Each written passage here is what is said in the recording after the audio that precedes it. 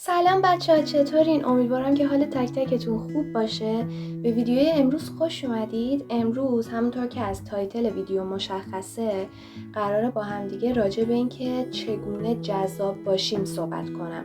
یعنی چجوری آدما رو به خودمون جذب کنیم و هیپنوتیزمشون کنیم یه جورایی. اول از هر چیزی قبل از اینکه ویدیو رو شروع کنم بهتون بگم که جذاب بودن هیچ ربطی به قیافه نداره. الان شاید مثلا به خودتون بگین نه من که قیافه ندارم فلانه پس این ویدیو مناسب من نیست. نه، اصلا جذاب بودن ربطی به قیافه نداره. کلا دو تا موضوع جدا از هم. ما میبینیم یه نفر که خوشگل ترین قیافه رو داره اما اصلا آدم جذابی نیست. این ویدیو دقیقاً برای تو ساخته شده. البته که همه ما زیباترین قیافه ها رو داریم و این موضوع مربوط به اعتماد به نفس میشه که در ادامه براتون یه ویدیو درست میکنم و راجع به اعتماد به نفس صحبت میکنم، اینکه چجوری با چه کارهایی اعتماد به نفسمون رو بالا ببریم. Alright, let's get started. قانون اولی که میخوام راجبش صحبت کنم اینه که تو باید به بقیه احساس با ارزش بودن بدی. یعنی طوری باهاشون رفتار کنی که احساس کنن آدم با ارزشی هستن و از تو انرژی مثبت دریافت کنن و همین رو به تو برمیگردونن و به تو احساس با ارزش بودن میدن و اون انرژی مثبتی که از تو دریافت کردن رو به تو برمیگردونن و از دید اونا تو یک آدم جذاب و آدم خیلی شگفت انگیزی هستی از نظرشون. بیا شخصیت ها رو برعکس کنیم. اگه یه نفر هی به تو حس با ارزش بودن بده، هی اعتماد به نفس تو بالا ببره و یه انرژی مثبت به تو بده، تو جذب اون آدم میشی و از اون آدم خوشت میاد. حالا چجوری میتونیم به افراد احساس با ارزش بودن بدیم؟ اینکه موقعی که دارن حرف میزنن کل حواسمون رو بدیم بهش. هی اینجوری دور و برمون رو نگاه نکنیم یا با گوشیمون کار نکنیم. کل تمرکزمون رو بدیم به اون فرد و اون فرد با این کار ما احساس با ارزش بودن میکنه و از ما حس مثبت دریافت میکنه و اعتماد به نفسش میره بالا. روی ارتباط برقرار کردنت کار کن. یه سریامون هستیم که وقتی میخوایم داخل جمع صحبت کنیم زبونمون میگیره یا به قول خودی یا خدای نکرده دور از جون لال میشیم و تلفظ کلمات رو بد میگیم. سعی کن روی اینا کار کنی و بتونی راحت‌تر توی جمع صحبت کنی. این روی اعتماد به نفست تاثیر میذاره و اعتماد به نفست هم روی این موضوع تاثیر میذاره. یعنی هر دوتا روی همدیگه تاثیر میذارن. واضح صحبت کن، واضح حرفتو بیان کن و حرفایی که میزنی واسه همه جمع قابل فهم باشه. تو وقتی داری با نفر حرف میزنی طوری اکسپلین کن براش که انگار داری با یه بچه 5 ساله صحبت میکنی.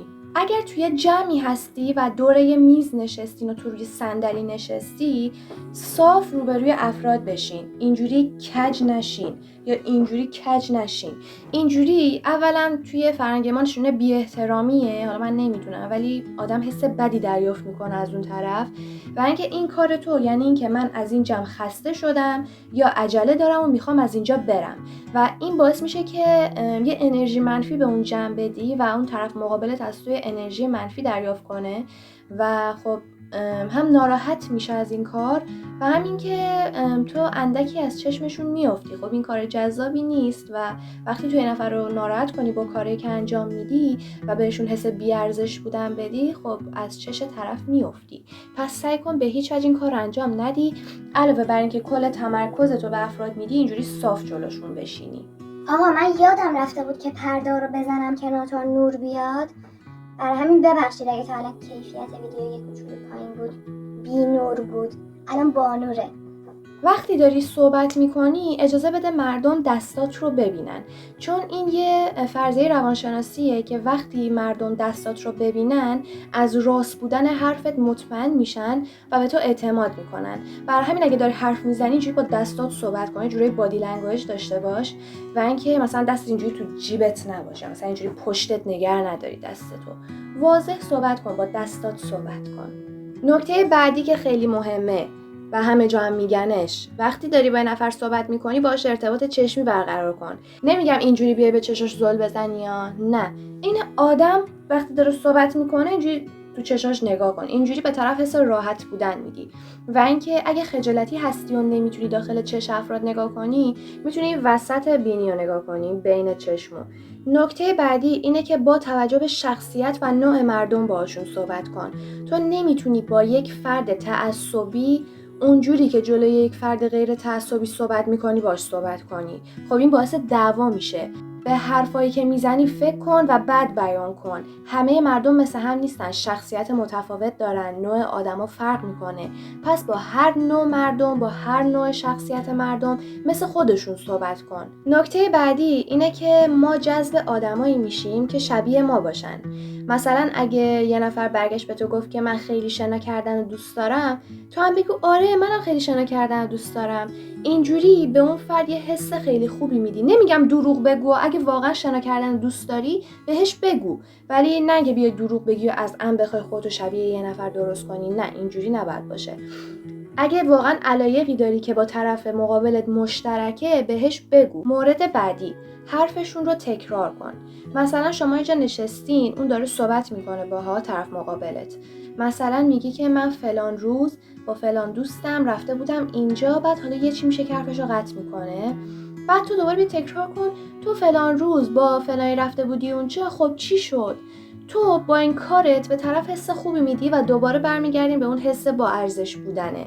حس با ارزش بودن میدی و داری بهش نشون میدی که داری به حرفاش گوش میکنی و اون فرد از بابت این کار تو حس خوبی از تو دریافت میکنه. مورد بعدی، حرفاتو نپیچون.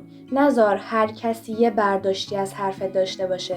حرفت رو خیلی واضح بیان کن. هر چی که هست رو بگو. نذار فردا پس فردا 2 نفر بیان از حرفت یه برداشت بکنن، تو رو قضاوت بکنن. حرفتو واضح بیان کن بدون هیچ ترسی از هیچ شخصی. هر چی که تو سرت هست، هر احساسی که داری اونو بیانش کن. مورد بعدی، با بقیه دعوا نگیر و داد نزن، مخصوصا توی فضای باز، مخصوصا توی بیرون، توی فضای پابلیک. ببین این کار تو که هیچ جذابیتی که نداره جدا و فقط داری شخصیتت رو پایین میاری. یه مثال برات میزنم.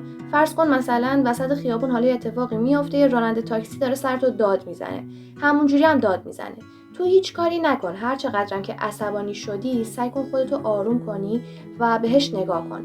هر وقت که عصبانیتش تموم شد، حرفاش تموم شد و آروم شد، بهش اول بگو که حق نداری سر من دیگه داد بزنی. اینجوری خیلی جدی حرفتو بیان کن و از خودت دفاع کن. نمیگم بیای داد بزنی تو هم مثل اون بیادبی کنی و فحش بدی. اون داره شخصیت خودش رو پایین میاره. تو با این کار شخصیت خودتو بالا نگه میداری و این کار تو از دید بقیه خیلی کار جذابیه. با جنس مخالفت ارتباط برقرار کن. سعی کن که بتونی راحت جلوشون بدون اینکه لکنت بگیری صحبت کنی. این اتفاق روی اعتماد به نفست هم خیلی تاثیر میذاره. من بچه بودم، نمیدونم اسمشو میتونم تراما بذارم یا نه، بابام به خاطر ترسایی که بهم میداد که از پسر دور باشم چون دعوا میکنه، حتی تو همین سن بزرگیم، تو همین سن نوجوانیم نتونستم نزدیک پسرا بشم یا نزدیک مردا بشم یا مثلا بتونم صحبت کنم. به هر حال منم تو این جامعه هستم و بعضی وقتا لازم میشه که با جنس مخالفم ارتباط بگیرم. مثلا اینجوری بودم که وقتی مثلا یه مغازه‌ای می‌دیدم که فروشندش یه پسر جوونه، نمیتونستم برم تو چون مطمئن بودم که میرفتم تو موقع حرف زدن اولا لکنت میگرفتم و خجالت میکشیدم و نمیتونستم اصلا با این مشکلی که دارم روبرو بشم. از طرفی هم که ترسی از بچگی تو وجود من بود که الان بابام ببینه میخواد دعوام کنه. ولی به مرور زمان با این موضوع کنار اومدم و سعی کردم تقویتش کنم. از طرفی روی اعتماد به نفسم خیلی تاثیر گذاشت و الان کلا مشکلم برطرف شده و میخوام به شما هم همینو بگم. سعی کنین با مشکلاتتون روبرو بشین. اگه واقعا فوبیای اینو دارین که نمیتونین جلوی جمع حرف بزنین، سعی کنین باهاش روبرو شین و برین داخل جمع و صحبت کنین. اینجوری هر چقدر که با ترستون بیشتر مقابله بشین، سریعتر میتونین حلش کنین و دیگه براتون مثل قبل چیز ترسناک و دشواری نیستش. بده بعدی، آقا خودتو دوست داشته باش، به خودت اهمیت بده، به خودت ارزش بده، به خودت برس. نمیگم حتما برو لباسای آنچنانی بپوش، از لوازم آرایش برندهای مختلف استفاده کن، برندهای معروف استفاده کن، هزینه کن. نه آقا، 2 کلمه تمیز باش، خوشبو باش، همین کافیه. لازم نیست خیلی هزینه کنی و لباسای خیلی گرون و خفن بپوشی. خودت رو دوست داشته باش، به خودت ارزش بده، همون برو، دوش بگیر، به خودت عطر بزن، خوشبو باش. همینا به تو اعتماد به نفس میده، اعتماد به نفستون میبره بالا. و اینکه هر چقدر تو خودتو دوست داشته باشی، هر چقدر اعتماد به نفست بالا باشه، بقیه هم همون دید و نسبت به تو دارن. هر چقدر خودتو دوست داشته باشی، بقیه هم تو رو همونقدر دوست دارن. هر چقدر به خودت احساس با ارزش بودن بدی، بقیه هم همون احساسو به تو میدن. پس هر کاری بکنی متقابلا به تو برمیگرده. مورد بعدی، اگر ترامایی دارین که از بچگی روتون مونده، اگه بخوام تراما رو دقیق تعریف کنم، فکر کنم اثراتی هستش که مثلا در گذشته یا در بچگی اتفاقایی که افتاده، اون اثرات مخرب هنوز روی تو هست و باعث به وجود اومدن یه سری تراماها شده اگه اشتباه نکنم. معنیش همینه یا یه چیز نزدیک به اینه، ولی مطمئنم یه همچین معنیه که بهش میگن تراما. اگه همچین چیزی در خودتون دارین و یه سری فوبیاها دارین که خودتون نمیتونین حلش کنین، مثلا من این ترامایی که داشتم نمیتونستم نزدیک جنس مخالف بشم و خودم حل کردم. اما اگه شما ترامایی دارین که خودتون نمیتونین حلش کنین، حتما به تراپیست مراجعه کنین تا بتونه کمکتون کنه. واقعا تراما داشتن، فوبیا داشتن چیزی که باید حلش کنین. فوبیا که نه، فوبیا حل شدنی نیست بعضی وقتا، اما تراما چیزی که حل میشه. یه مشکلی در توئه که تو باید واسه حل شدنش تلاش بکنی و نباید نگه حالا تراما دیگه دارم دیگه ولش کن نمیرم تراپیست. نه، حتما باید این مشکل رو برطرف کنی، چون تاثیر مستقیمی روی جذاب بودن تو و اعتماد به نفست میذاره. نکته بعدی که آدما رو جذاب میکنه، اینجوری بگم که من آدم شوخی هستم و معتقدم بیشتر جذب‌هایی که دارم، بیشتر از اینکه آدما دور من جذب میشن، همین شوخ بودن منه. اینجوری هم که تعریف از خود نمی کنم، ولی دوستان وقتی دور منن همیشه میگیم میخندیم و من همیشه سعی میکنم یه چیزایی رو به شوخی بگیرم و بگیم و بخندیم و اینا. شوخ طبع بودن، سعی کن این قضیه رو توی خود حتما ایجاد کنی. اگه آدم شوخ طبعی نیستی و نمیدونی چجوری شوخی کنی و بخندین و اینا، حتما استندآپ کمدی و اینجور چیزا نگاه کن، ریالیتی شو اینا نگاه کن، روش خیلی تاثیر میذاره. و اینکه شوخی کردن منظورم این نیست که بیای یکی رو مسخره کنی و شروع کنی به خندیدن. کلا قضیه فان بودن و شوخ بودن با اینجور مسخره کردن و اینا فرق میکنه. این دوتا رو با هم اشتباه نگیر. و اینکه جمعی هم که توش هستی و شوخی میکنی خیلی تاثیر داره. مثلا من توی جمعی هستم که باشون خیلی احساس راحتی میکنم و واقعا دوستا من همه با هم دیگه شوخی میکنیم، میگیم، میخندیم و یه جمع صمیمانه داریم. ولی یه جمعی هست که وقتی من شوخی میکنم همش رو ساکت وای میسن و نگاه میکنن، یا مثلا هیچ ریاکشنی نشون نمیدم به حرفایی که میزنم و خب این به من حس بدی میده. توی اینجور مواقع من دیگه شوخی نمیکنم و سرد میشم باهاشون، همونطور که اونا رفتار میکنن. اگه دیدم واقعا دارن بیش از حد دیگه مسخره رفتار میکنن، اون جمعو ترک میکنم. راجع به کارهایی که میخوای انجام بدی به کسی حرفی نزن، بذار که نتیجهشو ببینن.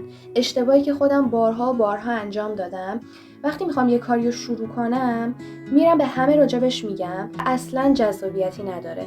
تو کاری رو که میخوای انجام بدی و تو ذهنت داشته باش، راجبش به کسی حرفی نزن.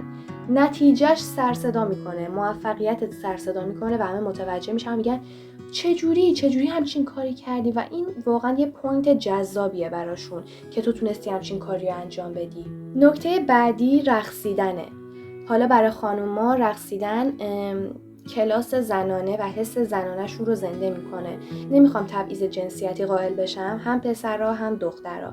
رقصیدن چیزی که با بدنت سر و کار داشته باشه به تو حس اعتماد به نفس میده. هر چقدر بیشتر با بدنت کار کنی، حس با ارزش بودنت رو بیشتر درک میکنی و بیشتر میتونی احساس اعتماد به نفس بکنی. منظورم از رقصیدن این نیستش که بری تو پابلیک برقصی یا جلوی بقیه برقصی. نه، منظورم حالا میتونی برقصی، نمیگم عیب داره، ولی منظورم این نیست که حتما این کار رو انجام بدی. تو میتونی داخل خونه در تنهایی خودت برقصی. مهم اون حس با ارزش بودن است که تو حسش میکنی، چه تو پابلیک بخوای برقصی چه در تنهایی بخوای برقصی. با چیزی که هستی احساس راحتی کن، خودت باش. سعی نکن ادای کسی رو در بیاری یا مثل یه نفر دیگه اکت کنی. نه، سعی کن خودت باشی، با خودت احساس راحتی کن و همینی که هستی رو بپذیر و سعی نکن مثلا نگو کاش من فلانی بودم، کاش بسار بودم و سعی کنی مثل اونا اکت کنی. نه، به هیچ وجه این کار رو انجام نده، چون اصلا کار جذابی نیست. همونطور که همه ما میدونیم مغز ما باهوشه، اما توانایی که نداره اینه که نمیتونه فکر و تلقین و تخیلات رو از واقعیت تشخیص بده. پس سعی کن جوری راه بری، جوری حرف بزنی، جوری اکت کنی که انگار اعتماد به نفس داری. حتی اگه اعتماد به نفس هم نداری سعی کن اداشو در بیاری. اینجوری به مغز تلقین میکنی که اعتماد به نفس بالایی داری و همین کم کم باعث میشه که اعتماد به نفس تو ببره بالا و تاثیرش رو روت بذاره. نکته بعدی اعتیاده. سعی کن هیچ وقت تو زندگیت به هیچ چیزی اعتیاد نداشته باشی.